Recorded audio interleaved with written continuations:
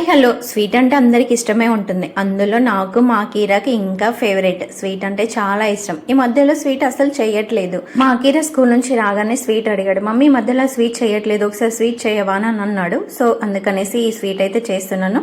పెసరపప్పు కొబ్బరి ఉంటే చాలు, ఈజీగా ఇంట్లోనే హెల్దీగా చేసుకోవచ్చు. ఈ స్వీట్ రెసిపీని ఎక్కడో చూసా అండ్ టేస్ట్ కూడా చేశాను, చాలా బాగుంటుంది. అందుకే మళ్ళీ ఇప్పుడు చేస్తున్నాను. ఇది ఒక ట్రెడిషనల్ రెసిపీ. ఈ రెసిపీ ఒక స్టేట్ లో చాలా ఫేమస్. అది ఎక్కడ అనేది మీకు ఏమైనా తెలిస్తే కామెంట్ సెక్షన్ లో కామెంట్ చేయండి. ఈ స్వీట్ రెసిపీని ఎలా చేయాలో చూసేద్దాము. మీకు ఎంత పెసరపప్పు కావాలో అంత క్వాంటిటీ పెసరపప్పు తీసేసుకొని స్టవ్ స్లిమ్ లో పెట్టేసుకొని బ్రౌనిష్ కలర్ వచ్చేంత వరకు ఫ్రై చేసుకోవాలి. ఫ్రై చేసుకున్న పెసరపప్పు పూర్తిగా చల్లారాక గ్రైండర్ బౌల్ లో వేసుకొని హాఫ్ కప్పు పచ్చి కొబ్బరి, హాఫ్ కప్పు నీళ్లు పోసుకొని మెత్తటి పేస్ట్ లా చేసుకోవాలి. స్టవ్ మీద ప్యాన్ పెట్టేసుకొని 1 టేబుల్ స్పూన్ నెయ్యి వేసేసుకొని పచ్చి కొబ్బరిని చిన్న చిన్న ముక్కలుగా కట్ చేసేసుకొని గోల్డెన్ బ్రౌనిష్ కలర్ వచ్చేంత వరకు ఫ్రై చేసుకొని బౌల్ లోకి తీసుకొని పెట్టుకోవాలి. ప్యాన్ లోకి ముందుగా గ్రైండ్ చేసి పెట్టుకున్న పెసరపప్పు పేస్ట్ ని వేసేసుకొని ఒక బెల్లం 1 కప్పు తీసుకున్నాను. మీరు కావాలంటే 1.5 కప్ కూడా తీసుకోవచ్చు.